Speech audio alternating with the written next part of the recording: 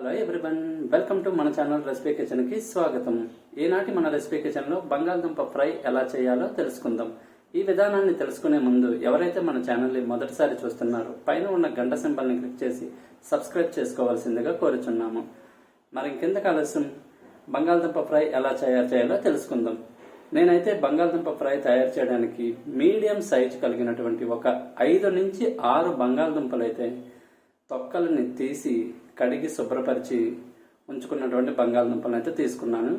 అవి ఎలా ఉన్నాయో మీకు ఇప్పుడు చూపించబోతున్నాను. చూసారు కదా ఫ్రెండ్స్, నేనైతే ఈ విధంగా మీడియం సైజు కలిగినటువంటి 6 బంగాళదుంపలని తీసుకొని శుభ్రపరచుకొని ఉంచుకున్నాను. మరి ఇంకెందుకు ఆలస్యం, ప్రాసెస్లోకి మొదలెడదాం. మరి నేనైతే స్టవ్ ఆన్ చేసుకుని కడాయి పెట్టుకుని అందులో మనకి సరిపడినంత ఆయిల్ అయితే పోసుకున్నాను. ఇప్పుడు ఈ ఆయిల్ కొంచెం వేడెక్కాక ఇందులోని సన్నగా తురుముకున్నటువంటి ఉల్లిపాయలు, ఒక 2 నుంచి 3 వెల్లుల్లి రెబ్బలు, కొంచెం కరివేపాకు, ఒక 3 నుంచి 4 ఎండుమిరపకాయలను చిదుముకొని ఈ మరుగుతున్న ఆయిల్లోనైతే వేసుకొని కొంచెం లైట్ బ్రౌన్ కలర్ వచ్చే వరకు గార్నిష్గా ఫ్రై చేయాలి. చూసారు కదా ఫ్రెండ్స్, ముందు చెప్పినట్టుగా ఈ విధంగా ఆయిల్లో మనకు కావలసిన మిశ్రమాన్ని అన్నిటి వేసుకొని స్టవ్ని లో ఫ్లేమ్లో ఉంచుకొని ఆనియన్స్ అన్ని లైట్ బ్రౌన్ కలర్ వచ్చేంత వరకు వేగనివ్వాలి. ఇలా వేగేటప్పుడు మనం ముందుగా కడిగి ఉంచుకున్నటువంటి బంగాళదుంపలను అయితే చిన్న చిన్న పీసెస్గా, అంటే ఫ్రైకి సరిపడినటువంటి ముక్కలుగా కట్ చేసుకొని అయితే ఉంచుకుందాం. మరి ఉల్లిపాయలు అయితే లైట్ బ్రౌన్ కలర్కి అయితే వచ్చేసాయి. ఇక ఇందాక మనం చెప్పుకున్నట్టుగా బంగాళదుంపల్ని చిన్న చిన్న ముక్కలుగా కట్ చేసుకున్న వాటిని మనం ఇప్పుడు వీటిలోకి వేసుకుందాం. ఆయిల్ ఏంటి బాబో ఎంత ఉన్నదని కంగారు పడకండి, ఎందుకంటే మనం చేస్తుంది బంగాళదుంప ఫ్రై.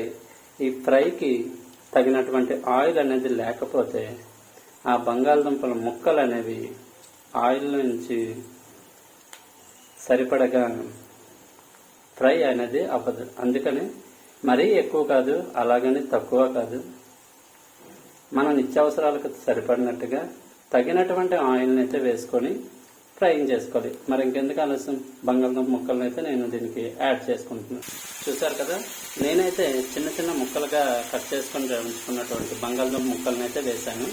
స్టవ్ని ఇలాగే లో ఫ్లేమ్లో ఒక 5 నుంచి 10 నిమిషాలు ఉంచి మనం వీటికి ఫ్రైకి సరిపడినటువంటి ఉప్పు, తగినటువంటి పసుపు, అలాగే కొంచెం కారము వేసి బాగా కలుపుకొని ఇందాక చెప్పినట్టుగా 5 నుంచి 10 నిమిషాలు స్టవ్ని లో ఫ్లేమ్లో ఉంచి మూత పెట్టుకొని చూసుకోవాలి.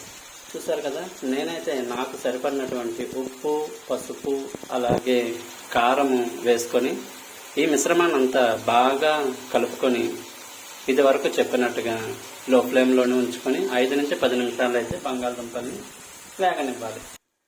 ఇలా 5 to 10 మినిట్స్ అయిన తర్వాత మనం ఈ ముక్కలంతటికి పసుపు, ఉప్పు, అలాగే కారం బాగా పట్టేలాగా గరిటతో 1 నుంచి 2 సార్లు పైనుంచి కిందకి అడుగు పట్టకుండా ఉండేట్టుగా చూసుకునే విధంగా కలుపుకోవాలి. ఇలా కలుపుకున్న తర్వాత చూసారు కదా ఫ్రెండ్స్, ఎలా అంతగా కలర్ఫుల్గా ముక్కలకైతే అన్నీ పట్టేసి ఉన్నాయో. సో ఇదే ప్రాసెస్ని ఒక 10 to 15 మినిట్స్ లో ఫ్లేమ్లో స్టవ్ని అయితే ఉంచుకొని ప్రాసెస్ని అయితే కంటిన్యూ చేసుకుందాం.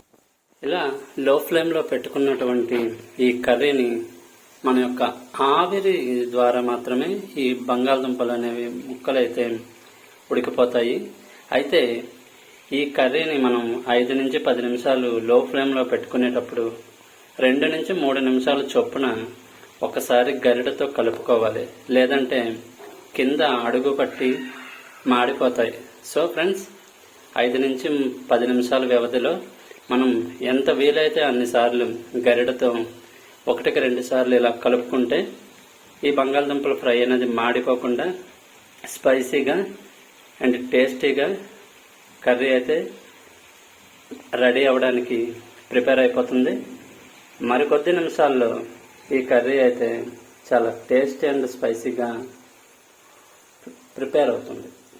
చూసారు కదా ఫ్రెండ్స్, ఈ విధంగా మనం బంగాళదుంప ఫ్రైని అయితే ప్రిపేర్ చేసేసుకున్నాం. మరి ఇంకెందుకు ఆలస్యం, వేడి వేడి అన్నంతో ఎవరైనా పప్పు కూడా చేసుకుంటే ఆ పప్పుతో కొంచెం స్పైసీగా ఉండేటట్టుగా ఈ బంగాళదుంప ఫ్రైని టేస్ట్ చేసి ఆనందించండి. Bye bye.